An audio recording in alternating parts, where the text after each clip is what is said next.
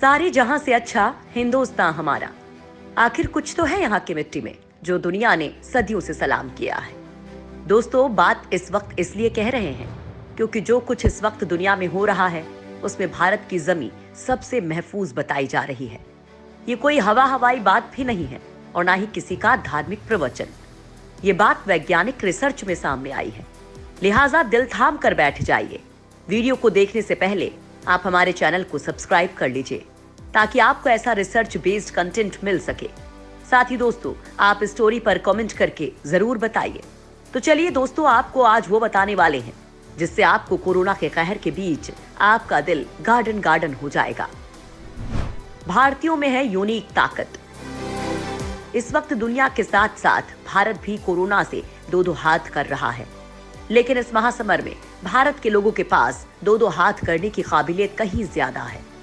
वैज्ञानिकों का दावा है कि भारतीयों में एक स्पेशल और विरला माइक्रो आरएनए मौजूद है। ये वंशानुगत आरएनए यानी कि राइबोन्यूक्लिक एसिड बाकी देशों के लोगों में नहीं पाया जाता है। इस माइक्रो आरएनए में कोरोना की ताकत को कुंद करने की जबरदस्त क्षमता है। बड़ी बात तो यह है कि कोरोना भी एक आरएनए वायरस है। किसने की है ये चौंकाने वाली खोज? अब चूंकि इस रिसर्च ने पूरी दुनिया को हैरानी में डाल दिया है, लिहाजा आपके मन में सवाल भी उठ रहा होगा कि ये रिसर्च आखिर की किसने है। तो ये खोज international centre for genetic engineering and biotechnology Delhi की टीम ने की है, जिसमें भारत के वैज्ञानिक डॉक्टर दिनेश गुप्ता की लीडरशिप में 4 एक्सपर्ट्स ने 5 देशों के कोरोना पेशेंट्स पर स्टडी की।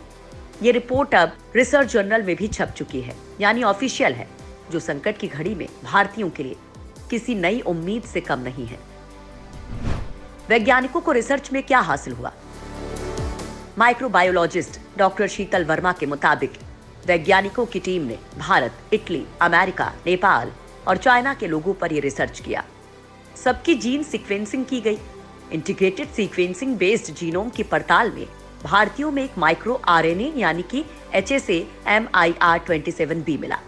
लेकिन मजे की बात तो यह है कि माइक्रो आरएनए भारत के अलावा किसी और देश के मरीजों में नहीं मिला। भारतीयों में SARS-CoV-2 वायरस में एक म्यूटेशन भी देखा गया। इसमें वायरस की सतह पर एक विशेष प्रोटीन मिली। शोध में पता चला कि भारतीयों में मौजूद ये विशेष माइक्रो आरएनए उस वायरस को म्यूटेंट कर देता है, जिससे वायरस की क्षमता दूसरे देशों की अपेक्षा कम हो जाती है। शोध में systematic gene level mutation analysis और बायो इन्फॉर्मेटिक टूल्स का प्रयोग किया गया है। इससे शोध के नतीजे देखकर तमाम एक्सपर्ट्स की आंखें चार हो गई हैं, क्योंकि रिसर्च टीम के मुताबिक HSA-MIR27B नाम का ये माइक्रो आरएनए दूसरे देशों के मरीजों में नहीं मिला। लिहाजा इस शोध ने एक उम्मीद जगाई है। अब इस शोध को बड़े पैमाने पर किया जा रहा है और दुनिया के तमाम देशों से डेटा जुटाकर रिसर्च हो रहा है।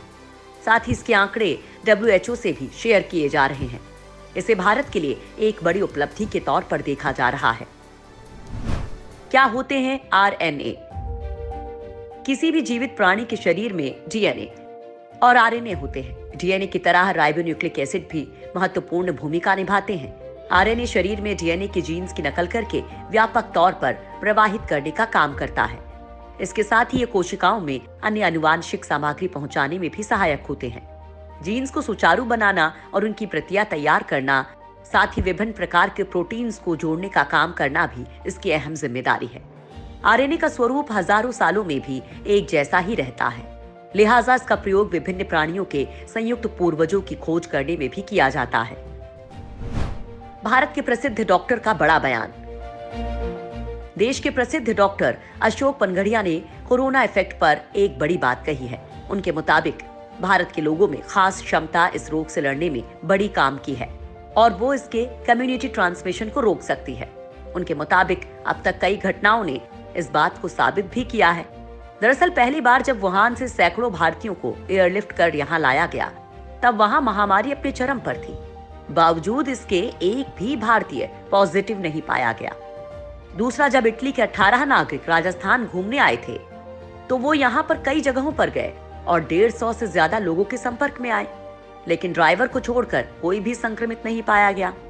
तीसरा, ईरान से भारत लाए गए नागरिकों को जैसलमेर में रखा गया, लेकिन जांच में उनमें से कोई भी पॉजिटिव नहीं पाया गया।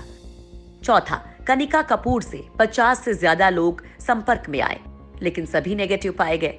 लिहाजा ये कहा जा सकता है कि भारतीयों की रोग प्रतिरोधक क्षमता तुलनात्मक रूप से ज्यादा है, जो उम्मीद जगाती है कि देश में ये बड़ा असर नहीं कर पाएगा। चूंकि सरकार ने लॉकडाउन और तमाम तरह के उपाय भी किए हैं, लोग भी घरों से बाहर नहीं निकल रहे हैं, जो इस काम को मुकम्मल अंजाम तक पहुंचा देगा। बढ़ते तापमान ने जगाई नई उम्मीद। तापमान को लेकर दुनिया भर की कई संस्थाओं ने वैज्ञानिक अनुमान लगाए हैं कि जिन देशों में तापमान बहुत नीचे रहा, वहां कोरोना का इफेक्ट ज्यादा रहा, जबकि गर्म मौसम वाले देशों पर वायरस की मार कम रही। अगर कोरोना पर वाकई गर्मी का ऐसा असर होता है तो अप्रैल का महीना भारत के लिए अच्छा हो सकता है, क्योंकि 21 दिन के लॉकडाउन से जब हिंदुस्तान बाहर निकलेगा तो पारा चढ़ा होगा, क्योंकि 4 अप्रैल तक ही दिल्ली समेत पश्चिम भारत में तापमान 40 डिग्री से ऊपर हो जाने की संभावना है। कुछ रिसर्च और डॉक्टर बता रहे हैं उसके हिसाब से गर्मी का बढ़ना वायरस के खात्मे का काम करेगा। इस मामले में जो बड़ा रिसर्च सामने आया है वो है दुनिया के जाने माने institute Massachusetts institute of technology का, जो बताता है कि मौसम अगर गर्म और नरमी भरा होगा तो इससे कोरोना वायरस के फैलने की आशंका बहुत कम हो जाएगी। जिन देशों में तापमान का पारा 3 से 17 डिग्री सेल्सियस के बीच रहा और नमी 4 से 9 ग्राम प्रति क्यूबिक मीटर रही, वहां कोरोना वायरस के मामले 90% पाए गए हैं, जबकि जिन देशों में पारा 18 डिग्री से ज्यादा रहा और नमी 9 ग्राम प्रति क्यूबिक मीटर से ज्यादा रही, वहां पर ऐसे मामले 6% ही सामने आए हैं। MIT की रिपोर्ट कम से कम भारत के लिए बेहद सुकून देने वाली है।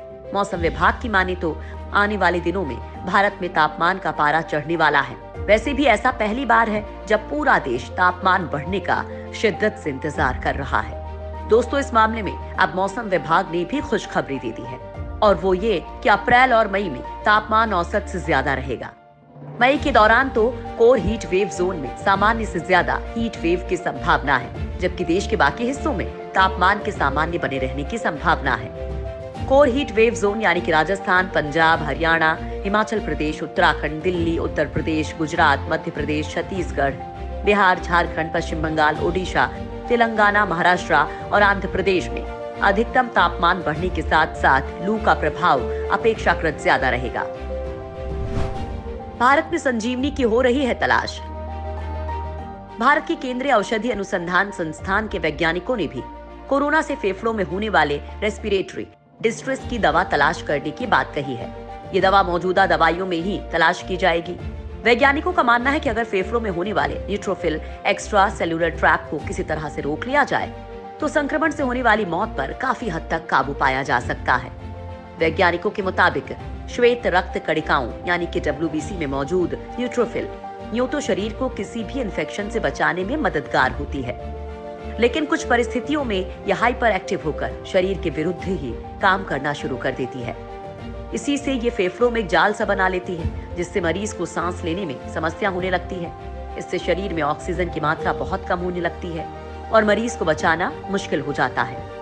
वैज्ञानिकों का मानना है कि अगर न्यूट्रोफिल की अति सक्रियता को रोक दिया जाए तो रेस्पिरेटरी डिस्ट्रेस को खत्म किया जा सकता है। वैज्ञानिक अपना अनुसंधान इसी दिशा में करने के लिए प्रयासरत हैं।